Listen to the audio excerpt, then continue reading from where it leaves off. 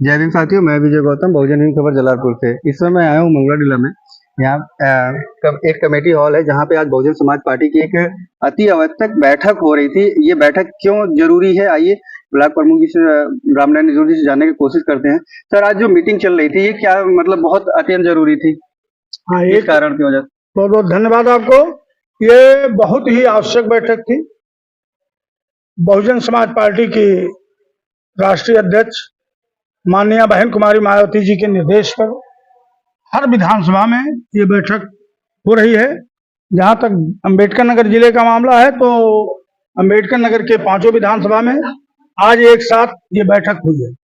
इस बैठक में सबसे पहले तो मैं बता देना चाहता हूं कि परम पूज्य मान्यवर मसीहा कांसीराम साहब की जयंती 15 मार्च को है, जिसको हम मनाने के लिए अयोध्या मंडल के पूरे कार्यकर्ता, वर्कर, समर्थक, शुभचिंतक हम सभी लोग लखनऊ जाएंगे और लखनऊ मानवर कांसीराम प्रेरणा स्थल पर जाकर के मानवर कांसीराम साहब की जयंती मनाएंगे। उसकी तैयारी बैठक है।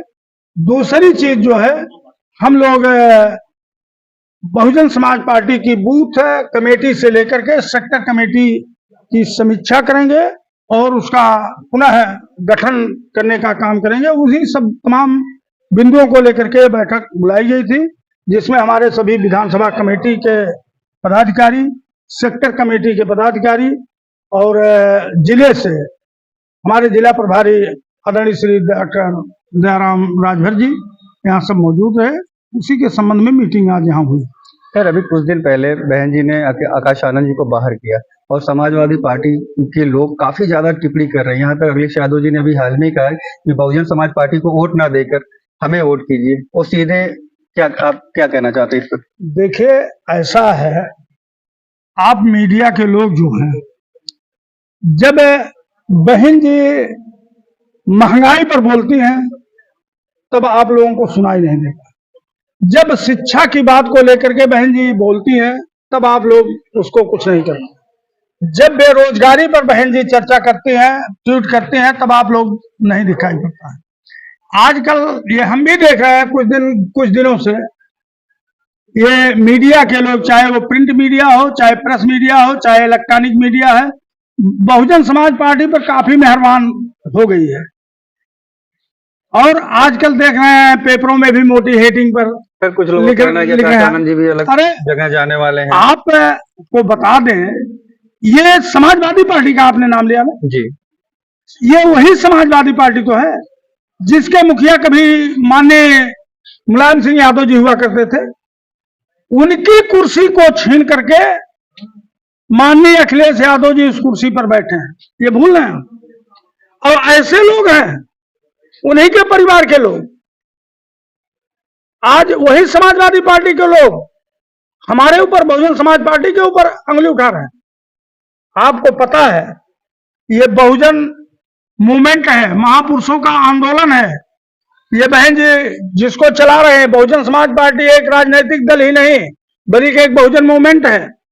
ये पेरियार ईबी रामास्वामी नायकर, छत्रपति साहू जी महाराज, फूले जी, संत कबीर, संत गुरु रविदास की विचारधारा पर चलने वाला एक मूवमेंट है, एक आंदोलन है।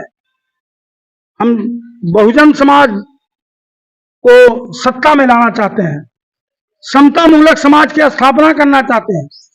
और इसमें अगर कोई भी रोड़ा पड़ेगा, चाहे वो भाई हो, चाहे भतीजा हो, चाहे कोई कितना भी बड़ा पदाधिकारी हो, बहन जी उसको 1 मिनट भी पार्टी में नहीं रखती है। कहीं ना कहीं से गलती उन्होंने किया और बहन जी ने उनको बाहर का रास्ता दिखा दिया। सर, परिवारवाद नहीं है, माननीय बहन जी परिवारवाद नहीं करती हैं। जिस तरह से आज आप समाजवादी पार्टी की बात कर रहे हैं, मैं उसी समाजवादी पार्टी के लोगों के आपके चैनल के माध्यम से पूछना चाहता हूं। अभी लोकसभा का चुनाव हुआ था, यादव समाज के लोग काफी देख रहा हूं टिप्पणी कर रहे हैं। मुझे कोई बता दे, पूरे उत्तर प्रदेश में 80 लोकसभा सीटों में माननीय मुलायम सिंह यादव के परिवार के अलावा, माननीय अखिलेश यादव के परिवार के अलावा कोई एक यादव चुनाव लड़ा हो लोकसभा का? बता दीजिए। कितना उछल पटक हुआ था। माननीय अखिलेश यादव के चाचा ही तो शिवपाल यादव जी हैं। उन्होंने अलग पार्टी नहीं बनाई, उन्होंने अलग दल नहीं बनाया, अलग चुनाव नहीं लड़ा था। ये लोग अपने गिरेबान में नहीं झांकते हैं, पहले इनको अपने गिरेबान में झांकना चाहिए, तब दूसरे को देखना चाहिए। सर अभी मथुरा में कांड हुआ था दलित पे, लेकिन अखिलेश यादव जी कहते हैं पीडीए, तो अखिलेश यादव जी का कोई टिप्पणी तक कभी नहीं आया। आप सुनिए, पीडीए का मतलब उनका ये नहीं है।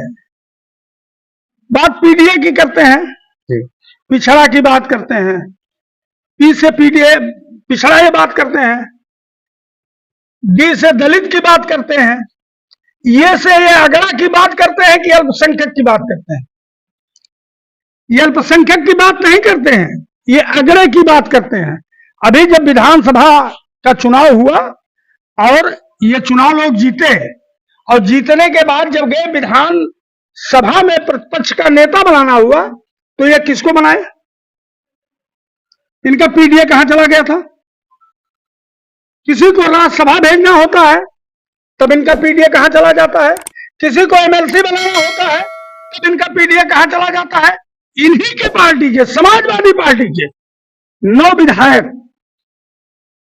विधायक जो पार्टी की बगावत करके भारतीय जनता पार्टी को सहयोग किया, वोट किया, आज भी उनकी पार्टी में बने हैं।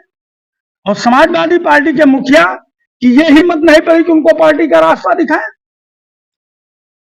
टिप्पणी करते हैं बसपा के ऊपर।